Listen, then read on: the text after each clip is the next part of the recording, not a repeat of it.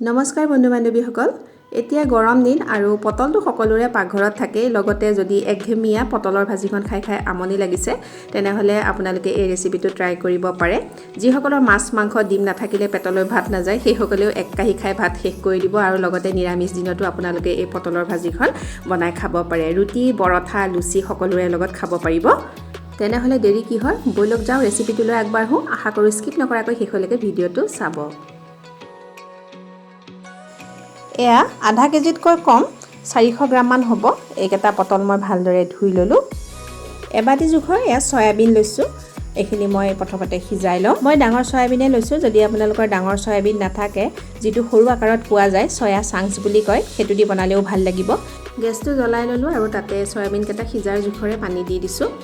আৰু এতিয়া এইকেটা সিজি থাকিবলৈ দিছো তেতিয়ালৈকে মই পটলখিনি ৰেডি কৰি লওঁ পটলকেটা মই গুটাই গুটাই ধুই ললো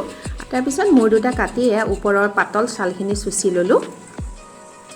পটলটো যদি ডাঙৰ হয় 3 টুকুৰা কৰিম আৰু যদি সৰু হয় 2 টুকুৰা কৰিম এদৰে গোল গোলকৈ কাটি ললো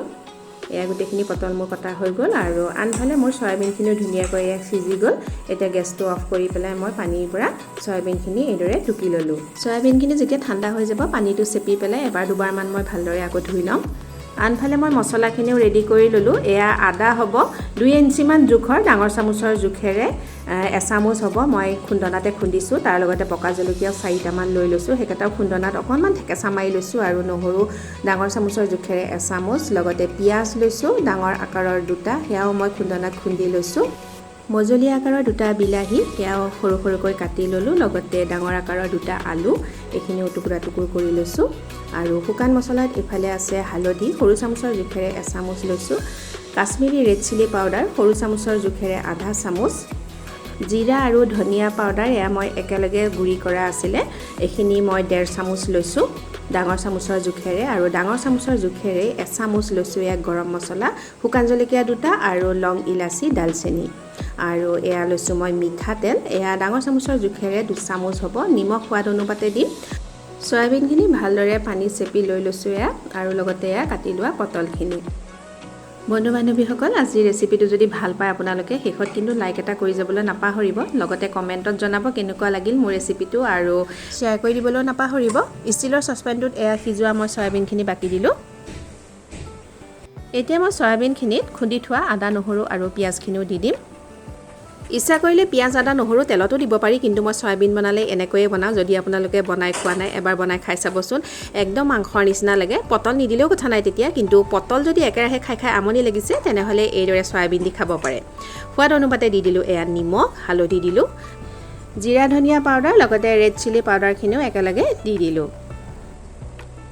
বাকি গৰম মছলা পাউডাৰ শুকান জলকীয়া আৰু গোটা লং ইলাচি দালচেনিখিনি মই পিছত ব্যৱহাৰ কৰিম সৰু চামুচৰ জোখেৰে 2 চামুচ দি দিলো এয়া মিঠা তেল গুটেখিনি এতিয়া মই ভালদৰে এয়া মিহলাই পেলাইছো আৰু লগতে কাটি থোৱা আলু কেই টুকুৰাও এয়া দি দিলো এতিয়া গুটেখিনি সামগ্ৰী ভালদৰে এয়া খানি পেলালো আলুটো আপোনালোকে নিজৰ প্ৰয়োজন অনুপাতে দিব যিসকলে আলু কম খায় তেওঁলোকে আলু কমাই দিব আমাৰ আলুটো অকন বেছিকৈ খোৱা হয় বাৰু হেকাৰণে খৰখকৈ দিছো এখিনি এতিয়া 10 মিনিট মান সময়ৰ কাৰণে মেৰিনেট হ'বলৈ থৈ দিম এদৰে মেৰিনেট কৰি বনালে বহুত ভাল লাগে সয়াবিন খাবলৈ আৰু 10 মিনিট সময় আমাৰ পাৰ হৈ গল এতিয়া মই গেছৰ ওপৰত পাতি দিলো এটা কেৰাহীটো গৰম হৈ যোৱাত মই বাকি থকা মিঠা তেলখিনি ইয়াতে দি দিলো আৰু ইয়া তেল গৰম হ'বলৈ দিছো তেল গৰম হৈ যোৱা শুকান জলকীয়া আৰু গোটা লং ইলাচি দালচেনি কেটা দি দিলো শুকান জলকীয়া মই ভাঙি দিছো নহলে গোটাকৈ দিলে ফুটি যাব পাৰে আৰু গালে মুখে পৰিব সেইবাবে শুকান জলকীয়া কেতিয়াও গোটাকৈ তেলত দিব নালাগে অকনমান ভাজি পেলাই এতিয়া মই কাটি থোৱা ইয়া বিলাহীখিনিও তেলত দি দিম গেছৰ ফ্লেমটো মই হাই পৰা মিডিয়াম কৰি দিলো আৰু অকনমান নিমখ দি দিছো তেতিয়া বিলাহীখিনি সোনকালে গলি যোৱাত সহায় হ'ব যিহেতু মই সয়াবিনত নিমখ সানি থোৱা আছে সেইবাবে অকনমান দিছো আৰু প্ৰয়োজন যদি হয় পিছত আকৌ দিম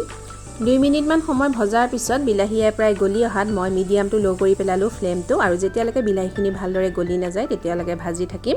এয়া প্ৰায় বিলাহী আমাৰ গলিয়ে আহিছে বিলাহীখিনি লো ফ্লেমতে 2 মিনিট মান সময় ভাজিলো আৰু এতিয়া ইয়াতে ঢালি দিলো মই সয়াবিনখিনি আৰু এতিয়া ফ্লেমটো লো টু মিডিয়াম কৰি দিম আৰু যেতিয়ালৈকে সয়াবিন মছলাৰ পৰা তেলটো ৰিলিজ হৈ নাযায় তেতিয়ালৈকে ভাজি থাকিম মিডিয়াম ফ্লেমত প্ৰয়োজনত মিডিয়াম টু লো কৰি দিম এদৰে 4-5 মিনিট মান সময় মই ভাজি থাকিম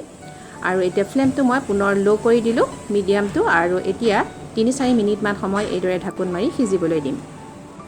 4 মিনিট হৈ গ'ল ঢাকুন উদঙাই চালোঁ মছলা আৰু সয়াবিনৰ পৰা তেল ৰিলিজ হৈ আহিছে ফ্লেমটো মই কমাই থোৱা আছে আৰু এইখিনি সময়তে মই ইয়াতে এড কৰি দিম এয়া কাটি থোৱা পটলখিনি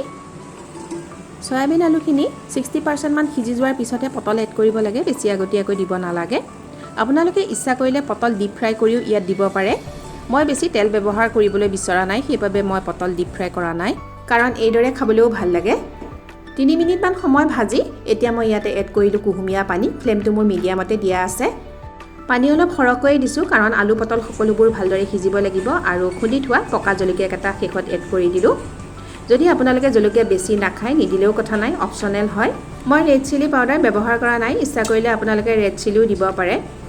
এতিয়া মই ফ্লেমটো লো কৰি দিলোঁ আৰু লো ফ্লেমতে যেতিয়ালৈকে আলু পটল ভালদৰে সিজি নাযায় তেতিয়ালৈকে মই এইদৰে থাকিবলৈ দিম আৰু 8 পৰা 10 মিনিট মান সময় এইদৰে থকাৰ পিছত মই এতিয়া চেক কৰিম সিজিছে নে নাই আলুখিনি